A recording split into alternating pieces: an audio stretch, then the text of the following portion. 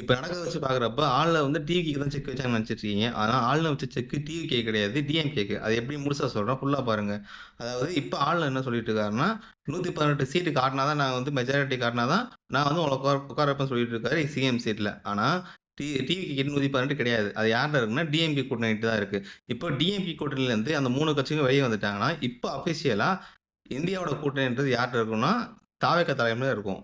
அது மட்டும் இல்லாம, டிஎம்கேவோட மெயின் பிளஸ் பாயிண்ட்ன்றது அவங்களுடைய கூட்டணி கட்சிகள் தான். அப்படி கூட்டணி கட்சிகள் எல்லாம் தாவேகா பக்கம் வந்துருச்சுன்னா, டிஎம்கேன்றது அவங்களுடைய இந்தியா அலையன்ஸ் என்ற ஒரு பவர இழந்துரும். அதனால தான் வந்து இப்ப டிஎம்கே வந்து கூட்டணிய யாரும் வெளிய அனுப்பாம பார்த்துட்டு இருக்காங்க.